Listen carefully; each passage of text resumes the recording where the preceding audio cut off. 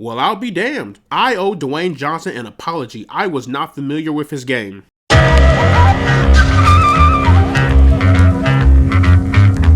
So, The Smashing Machine is an all-new sports drama. The film is directed by Benny Safdie, and it stars Dwayne Johnson, Emily Blunt, and Ryan Bader. MMA fighter Mark Kerr reaches the peak of his career, but faces personal hardships along the way. Now, The Smashing Machine has been on my radar ever since that first reveal that came out way back when. It was a film that I was cautiously optimistic about. Dwayne Johnson starring in a film distributed by A24, directed by Benny Safdie, and this would be the film that would potentially kick off The Rock's Oscar campaign. I was concerned, but very, very curious. Now look, I'll be the first person to say this, even though I'm probably not the first, but I have been very vocal in the past about The Rock's acting range. Playing the handsome, charming, smoldering guy has kind of ran its course for The Rock. And I was growing tiresome of it. I mean, after all, it's not like he was playing the same character for the past 20 movies. And I am happy to report that the film does prove The Rock does have good range if he's given good direction. The man has broken free from the jungle curse. But in all seriousness, The Rock gives a hell of a performance. He's bringing in the emotions. He's bringing in the anxiety. We see how Mark Kerr is at his lowest point. We see how he is struggling to put his ego to the side while also maintaining his sanity. But The Rock's performance was genuine. It was heartfelt. And honestly,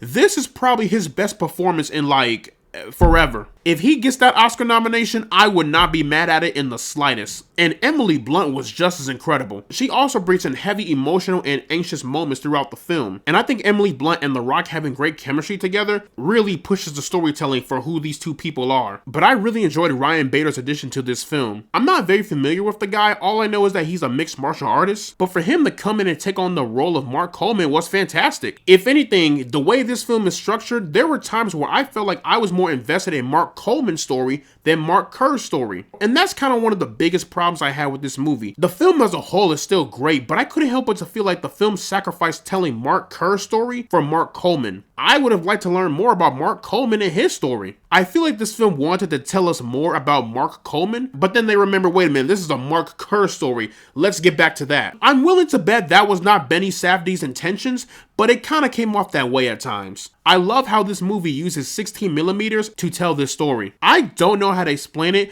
but something about filming on a 16 or even a 32mm feels nostalgic yet refreshing, but also it complements the atmosphere and the somber storytelling. And real quick, let me just say, shout out to the prosthetics and the makeup department. That makeup is so incredible, I didn't even recognize The Rock at times. If you had shown me this picture with no context and told me that was a Caucasian male from the 80s, I would have believed you. So shout out to the makeup department, they did their thing. Also, I really love the way this film incorporates music into the film. For example, there's a scene where Mark Kerr is having a ring match. You just hear drums and trumpets playing in the background. And every time Mark Kerr gets punched or loses, you hear the trumpet horn blare at such a high pitch. That is how you use music for storytelling, because it highlights the struggles and the trembles that Mark Kerr is having. And I don't know if it's just me, but I couldn't help but to feel like the film wanted to tell more about Mark Kerr's story, but just didn't. I wanted the movie to dive deeper into Mark Kerr's struggles and how it impacted him and everyone else around him. And while the film does that,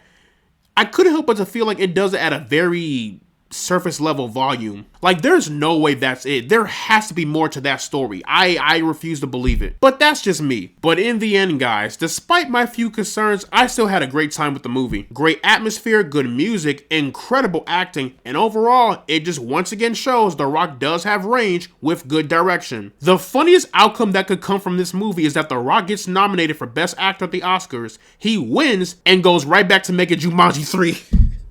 And guess what? Because I like Jumanji, I would be there day one. So, plugging The Smashing Machine. Into the rank system, I am placing this one into the pass zone. But yeah, y'all, that is pretty much my review for The Smashing Machine. Let me know down in the comments section below what you guys thought about the film. Did you love it? Did you hate it? What is your favorite sports drama film? Whatever you thought, let me know down in the comments section below. And as always, guys, leave a like and subscribe if you want to see more, and I will see you all in the next one.